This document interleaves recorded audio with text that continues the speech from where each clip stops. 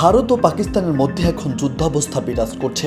এই পরিস্থিতিতে প্রতিবেশী দেশ হিসেবে নিজেদের যুদ্ধ প্রস্তুতি না রাখা নিজেদের বিপদ মনে করছেন অন্তর্বর্তী সরকারের প্রধান উপদেষ্টা অধ্যাপক ডক্টর মোহাম্মদ ইউনূস। বুধবার বাংলাদেশ বিমান বাহিনীর বার্ষিক মহড়া আকাশ বিজয় 2025-এর সমাপনী অনুষ্ঠানে প্রধান উপদেষ্টা এ মন্তব্য করেন। ডক্টর মোহাম্মদ ইউনূস বলেন, যুদ্ধ নিয়ে আমার ঘোরতর আপত্তি। যুদ্ধ সমর্থন করি না, কিন্তু যুদ্ধ আমাদের ঘিরে রাখে, তাই প্রস্তুতি রাখতে হবে। এমন বিশ্বে বাস করি প্রতিনিয়ত যুদ্ধের হুমকি আমাদের ঘিরে থাকে, সেখানে প্রস্তুতি না নিয়ে থাকা অসম্ভব হয়ে পড়ে। প্রধান উপদেষ্টা বলেন, যখন কথা বলছি তখন পাশে ভারত পাকিস্তানের যুদ্ধ অবস্থা। সকালের খবরে দেখলাম আজকে যুদ্ধ শুরু হবে, গুজব হয়তো। এমন পরিস্থিতিতে বাস করছি। এই পরিস্থিতির মধ্যে প্রস্তুতি না নেওয়া হবে আত্মঘাতী। তবে আধা আধা প্রস্তুতি নিলে হবে না, পুরো প্রস্তুতি নিতে হবে, প্রস্তুতির সর্বোচ্চটুকু নিতে হবে।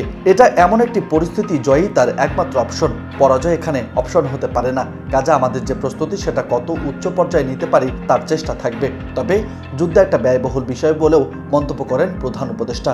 এজন্য তিনি শান্তি ও যুদ্ধের প্রস্তুতি কৌশলগতভাবে রাখতে হবে বলে জানিয়েছেন। ডক্টর মোহাম্মদ ইউনূস বলেন, আমাদের অর্থনীতি দুর্বল অবস্থা আছে।